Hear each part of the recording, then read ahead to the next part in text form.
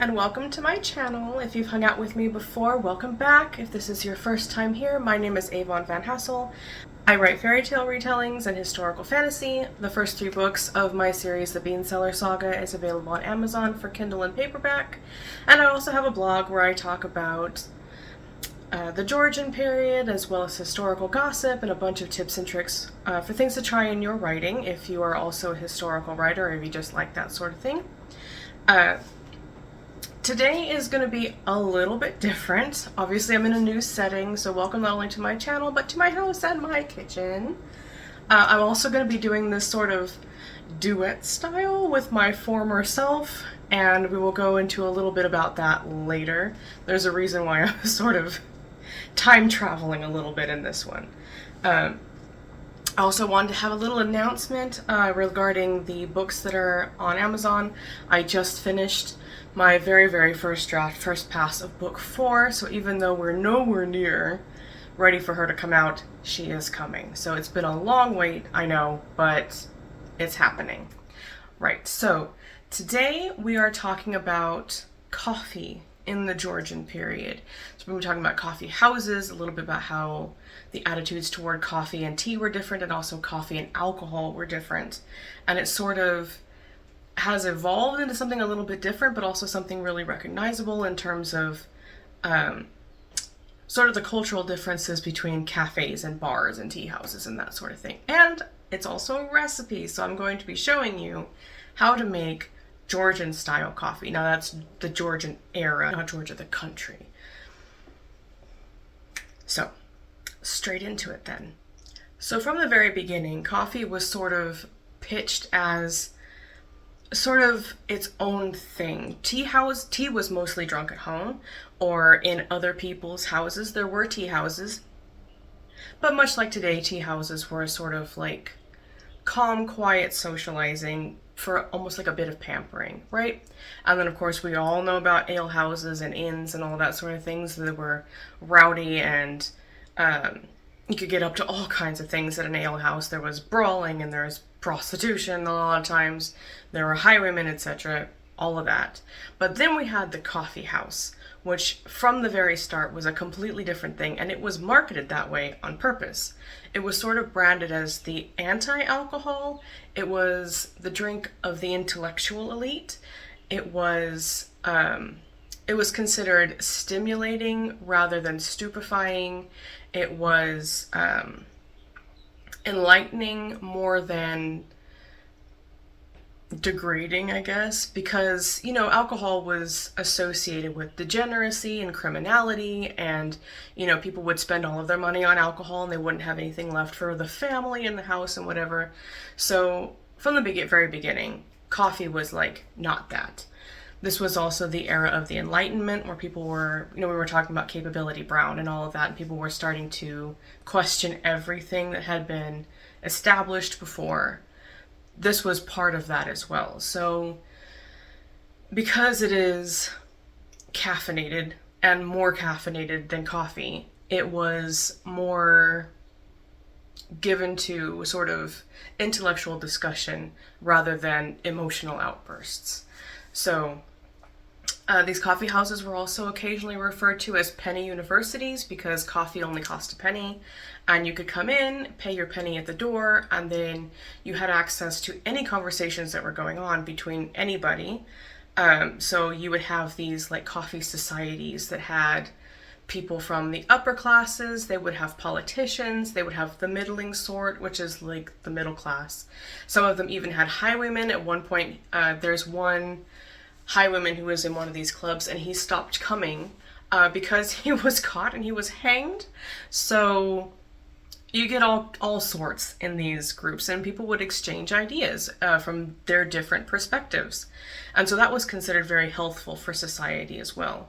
And because it was so cheap and it was so open to everyone, people would spend like a ton of their time in these coffee houses, to the point that some people actually listed their coffee house as their place of residence when they were getting their mail delivered. So it had that deep an impact on society. There's a lot else that goes into this. I go a little bit more into it on the blog about what actual services were available at coffee houses and how the reality might differ a little bit from the perception of what a coffee house actually was and what it did. But for the most part, it really was sort of the center or a center of this sort of discourse and debate. And that really hasn't changed a lot. You have sort of the coffee shop writers, you'll go there to write or to read or whatever and just absorb the atmosphere. People will go there for study groups and stuff. So it tends to be, I guess, more actively social than, say, a tea house, which tends to be celebratory or like a day out with the girls. And obviously, you know, bars and clubs and things are still a lot more about emotional release, I guess, partying or drowning your sorrows or whatever. They tend to be a little less intellectual, if that makes sense. So in terms of what Georgian coffee itself was actually like, I have a little excerpt here from Maria Eliza Kettleby Rundell's 1808 cookbook, The New System of Domestic Cookery.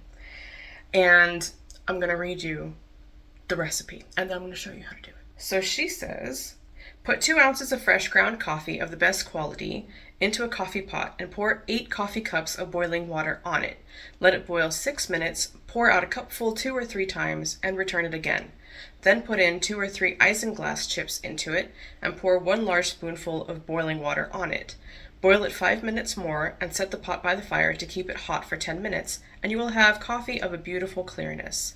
Fine cream should always be served with coffee, and either sugar candy or fine sugar. If for foreigners, or those who like it extremely strong, make only 8 dishes from 3 ounces. If not fresh roasted, lay it before a fire until perfectly hot and dry, or you may put the smallest bit of fresh butter into a preserving pan of a small size. And when hot, throw the coffee in it and toss it about until it be freshened, letting it be cold before ground. So that's the recipe for fresh coffee, fresh black coffee, although you would add sugar and cream to it. So I have my beautiful Dutch oven here, which I'm using because it is big enough. And I will show you guys how to do it. So here we have our coffee and our cream, our isinglass, and we are lucky enough to have a Middle Eastern grocery store in our town where I found this rock candy. And it's actually kind of irrelevant for reasons I'm going to explain to you later, but I couldn't pass up the drama. Alright, so we've got the water boiling. I put the water in first instead of the coffee because my electric kettle only holds 7 cups of water. So in the interest of correct measurements, I did boil the water first, and in goes the coffee. I'm going to give it a stir because I can't stand to just let it sit like that. Now this is perhaps not the finest coffee of the finest quality, but it's Folgers, and that's fine. We're going to let that go for 6 minutes.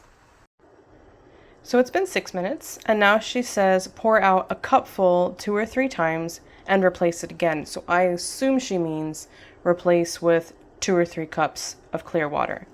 So we're going to remove about a cup. That's not quite a cup. That's not quite a cup. So I'll take out some more. And replace it again. Yeah, that's about 2 cups. Put 2 or 3 isinglass chips in it. I have little threads, and so that should be enough. It said to pour 1 large spoonful of boiling water, which I did do. I just did it off camera because I couldn't operate the kettle, the spoon, and the phone at the same time. I don't know what 1 large spoonful of water is supposed to do that 2 or 3 cups of water doesn't, but we follow the instructions here. And then we're going to let it boil for another 5 minutes. Now while we're waiting for that, I'm going to explain to you a little bit about what isinglass is, because I'm sure, like me, a few of you are like, okay, I know what coffee and cream is, but what's isinglass? So isinglass is a sort of a gelatinous substance that comes from the swim bladder of some fish, like sturgeon. I think that's where mine comes from. And back in the day, they would also use egg whites or egg shells as well. And what it does is the collagen in the swim bladder and the shells and and egg whites sort of bonds to the little particles of things and helps it rise to the surface as a sort of foam that you can then scrape off. Isinglass is still used today in beers and wines as a clarifying agent because of that ability to bond to all the little bits and pieces and pull them out. It's also apparently used as like an adhesive in conservation circles for like mending old documents and things.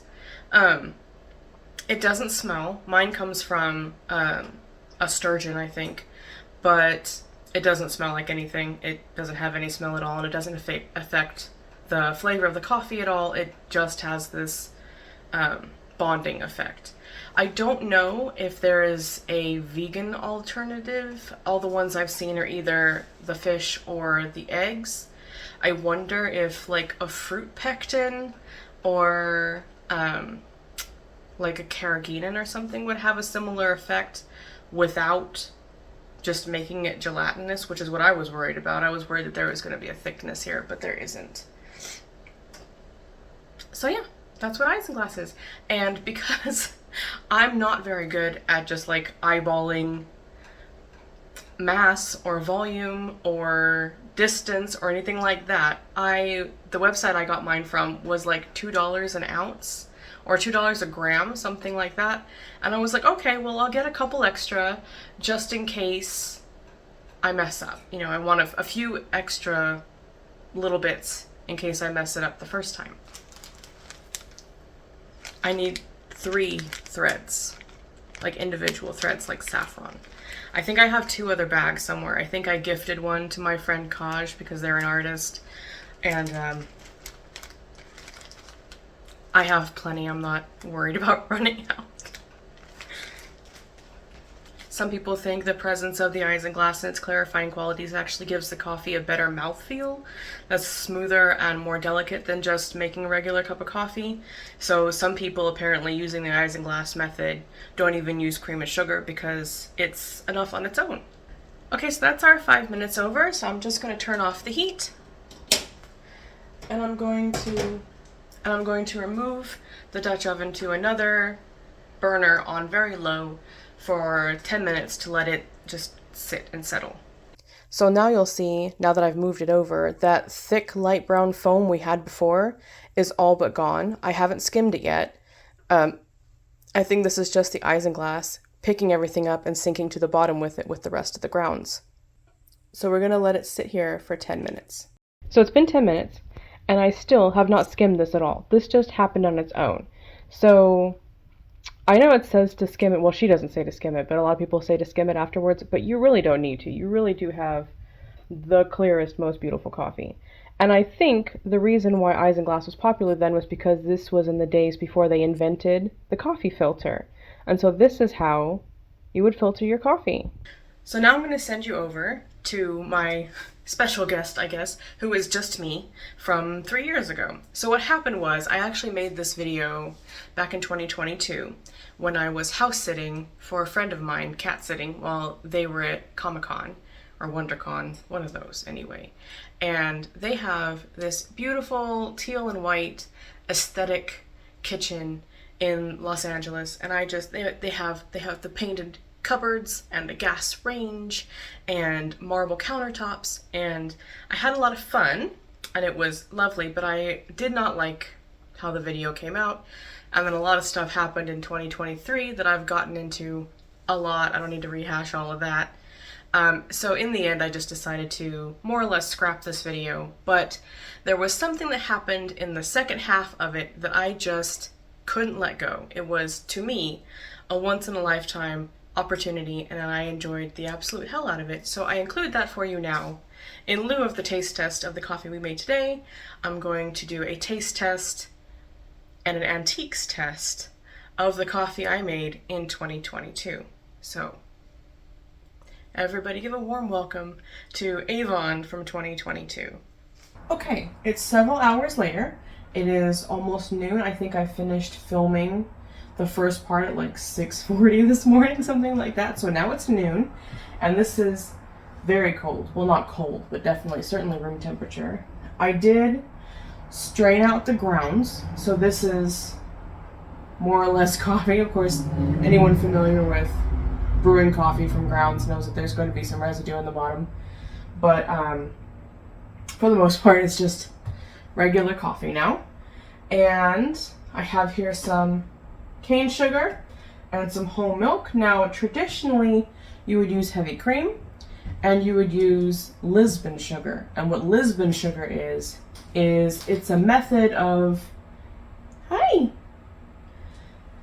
what Lisbon sugar is a method of removing molasses from sugar that involve putting wet pipe clay over the top of essentially brown sugar to draw out the molasses. Madam, I don't need you here for this right now. Thank you. No, this is the part we don't need kitties for. Which would create essentially what we recognize today as rock candy. Those big chunks, those big crystals. So it's less like sugar cubes and more like those sticks of rock candy that you get on the wooden sticks at Cracker Barrel or wherever. So that would be how they had their sugar. Now, obviously, I only have available to me what my friend already had in their house, which is just a bag of cane sugar and whole milk, but it's perfectly fine to suit our purposes. So this is what I wanted to show you guys in this box right here, and it's absolutely phenomenal.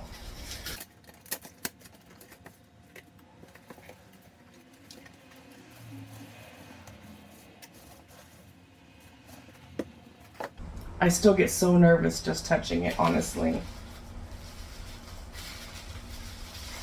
I feel like I shouldn't be unsupervised.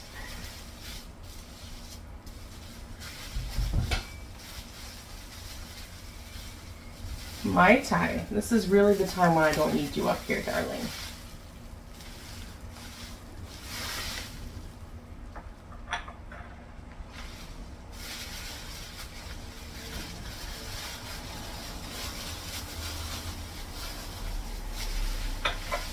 So here we have, this is a teacup from the 1790s.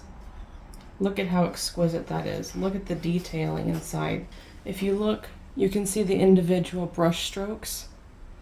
Is that not just fantastic? Look at what absolutely pristine condition. Those thistles, I could just die. Look at the detail on that. That's just incredible. So, part of the reason I wanted to use this cup isn't just because it's relevant to my time period that I write in, but also because, do you see how deep that bowl is? For comparison, the dish I've been using is about the same depth as the dishes I use at home. You see? You see the difference? This is I mean, it's deeper than a dessert plate, but it's not a bowl like this. So,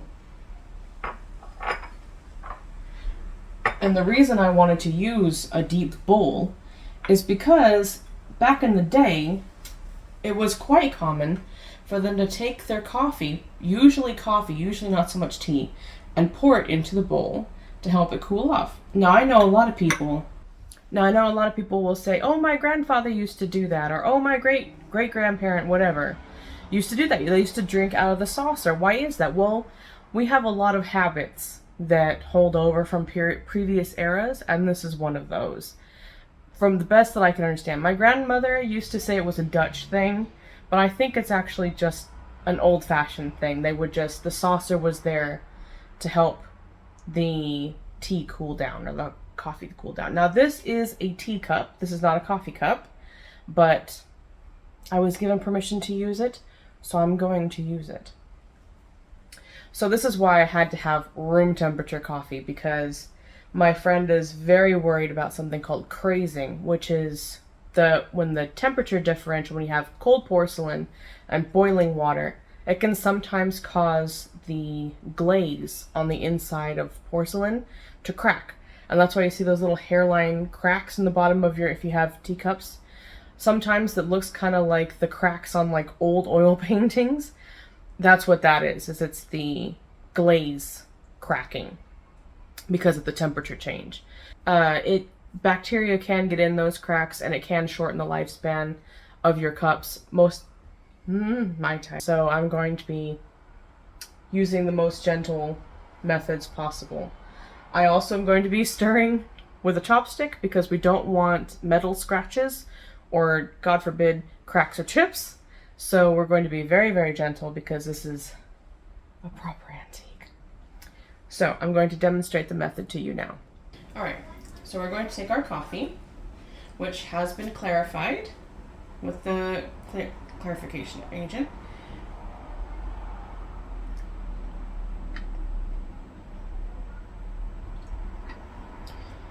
And we're going to add our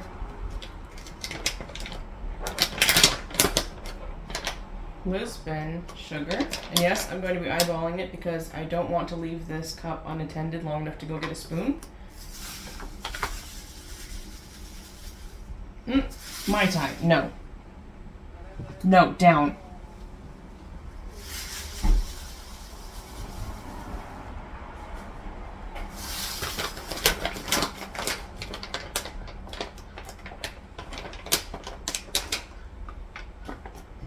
And then we're going to add our fine heavy cream.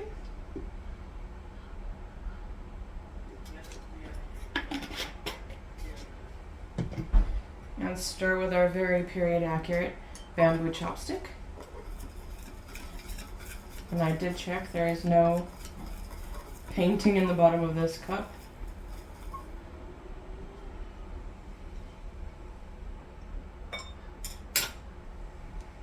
And there you have it. Is it not beautiful?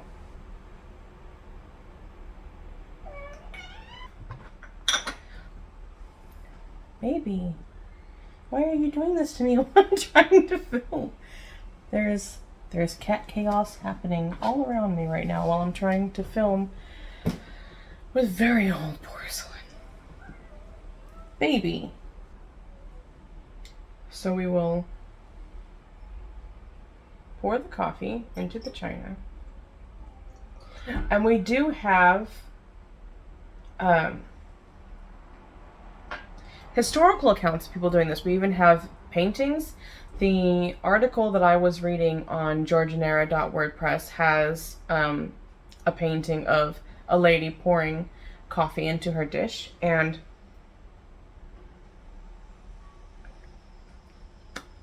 I can't say that I can tell a temperature difference because it's already quite cold, but it is a different experience than drinking out of a cup. I don't know.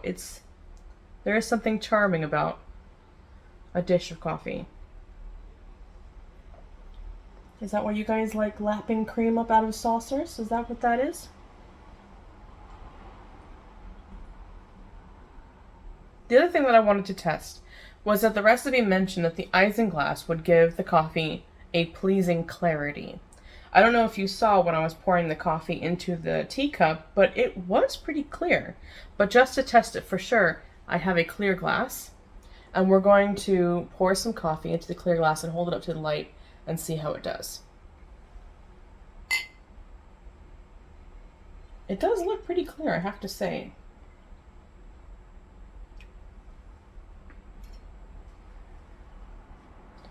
It's not super clear, but you know, there's still coffee particles in it. It did look very clear coming out of the spout, so it was still very pleasing. So that is it for us today.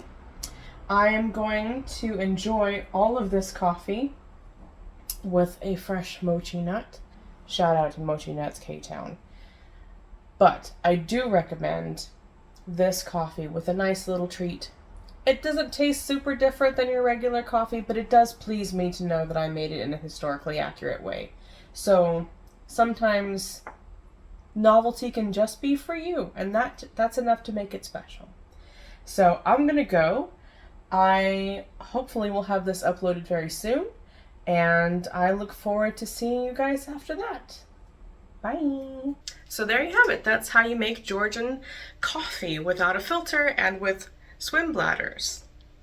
And also a delightful and lovely coffee cup from the 1790s. I'm still a little in awe that they let me play with their antique coffee cup. I found out later after I filmed that they actually had never used it, and they intentionally kept that fact from me because they didn't want me to be nervous, which is a good thing because I would have been nervous. I was already nervous, but it's good that they they fudged a little bit on who got to use that cup first. So yeah, so I hope you've enjoyed this video. I do have another recipe style video coming out in December when I make a marrow pudding. It's a lot more involved than this one. Boy, this one was super easy comparatively. That one is 1,000 steps and very complicated. Not as expensive nowadays as it would have been back then, but still not an easy recipe by any means. So I hope you guys are looking forward to that one. It's going to be a lot of fun, I think. I had made a recipe type video years and years ago about Hannah Glass and her role in the women's space in writing cookbooks, and also her recipe for like a basic stock. I did have it up for a little while. I took it down because I also didn't like it. So if you guys are interested in seeing that one, do let me know and I will be very happy to refilm it. I had a lot of fun with it, so I'd love to revisit it. In the meantime, I will let you guys go read more historical coffee gossip on my blog and maybe make your own cup of coffee. So until the next one, bye!